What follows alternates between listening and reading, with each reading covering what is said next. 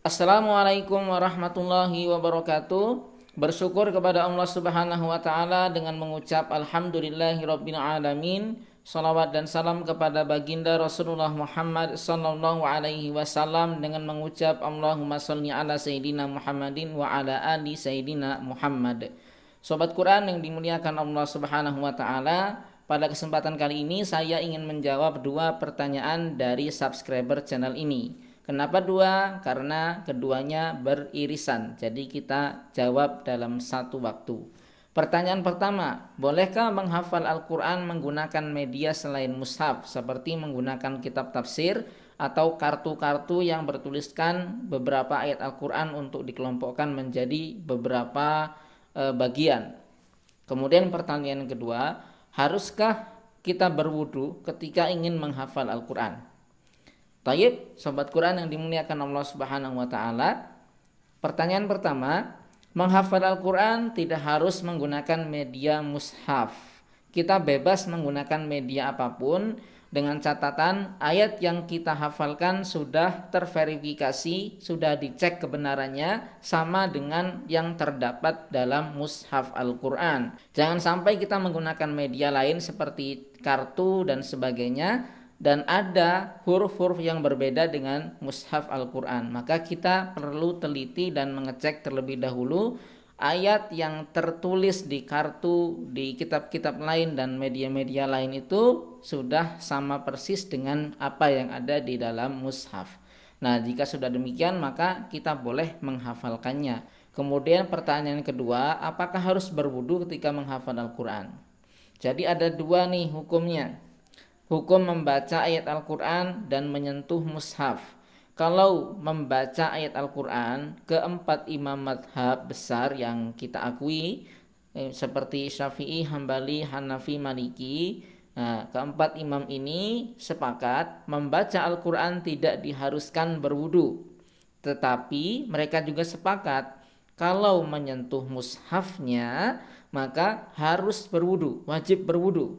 Ya, mereka sepakat nih keempat imam madhab. Jadi kalau Anda berpatokan, oh saya madhabnya Hambali, saya madhabnya Hanafi, saya madhabnya Syafi'i, jadi nggak ada perbedaan di sini. Semua imam madhab sepakat menyentuh mushaf itu diharuskan berwudu. Nah, sampai sini jelas ya. Jadi ketika Anda menghafal Al-Quran menggunakan media mushaf maka Anda harus berwudu. Karena biasanya kalau kita menggunakan mushaf kita menyentuhnya. Tapi kalau Anda menggunakan media lain selain mushaf maka tidak diwajibkan untuk berwudu. Seperti menggunakan kitab tafsir, itu tidak dikategorikan mushaf. Kemudian kartu-kartu yang tercetak ayat-ayat Al-Quran yang memudahkan kita menghafal, itu juga boleh. Dan media apapun, aplikasi-aplikasi di Android, itu tidak termasuk mushaf. Lalu ada pertanyaan lagi, yang disebut dengan mushaf itu yang seperti apa? Yang disebut sebagai mushaf adalah kumpulan ayat-ayat Al-Quran, tulisan dari ayat-ayat Al-Quran secara lengkap, mulai dari Al-Fatihah sampai dengan An-Nas yang terjilid menjadi satu buah kitab, di mana kita diwajibkan untuk berwudu ketika menyentuh jilidnya, menyentuh tulisannya, menyentuh kertas di antara tulisannya dan seluruh bagian yang tergabung dalam satu jilid ayat-ayat Al-Quran secara lengkap tadi. Kalau ayat-ayat itu tercampur dengan tulisan lain, dia tidak bisa dikategorikan sebagai mushaf seperti kitab tafsir. Karena kitab tafsir selain ada ayat Al-Quran, ada tulisan lain yang menjelaskan ayat tersebut atau syarah dari ayat tersebut. Maka kitab tafsir tidak dikategorikan sebagai mushaf dan boleh disentuh tanpa berwudu. Nah, mudah-mudahan sampai di sini jelas semuanya dan bisa dipahami dengan sederhana. Jadi sebelum saya tutup, saya simpulkan kembali. Pertama, Anda boleh menghafal menggunakan media apapun, tidak harus menggunakan mushaf. Kemudian yang kedua, ketika Anda membaca Al-Quran tidak diwajibkan berwudu, tapi ketika menyentuh mushafnya Anda wajib berwudu. Dan yang disebut sebagai mushaf adalah kumpulan dari ayat-ayat Al-Quran yang tertulis mulai dari Al-Fatihah sampai dengan An-Nas tanpa dicampuri dengan tulisan-tulisan selain ayat-ayat tersebut yang dijilid menjadi satu buah kitab.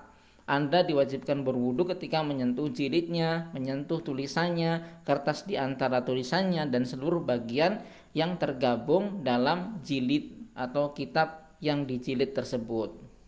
Nah, mungkin itu saja video singkat kali ini. Mudah-mudahan bermanfaat. Selamat menunaikan ibadah puasa. Mudah-mudahan puasa kali ini bisa menjadikan kita sebagai hamba yang bertakwa pasca Ramadan, sebagaimana tujuan disyariatkannya puasa, yaitu la'allakum tattaqun, agar kita semuanya menjadi hamba yang bertakwa. Oke, demikian, kita bertemu lagi di video berikutnya. Assalamualaikum warahmatullahi wabarakatuh.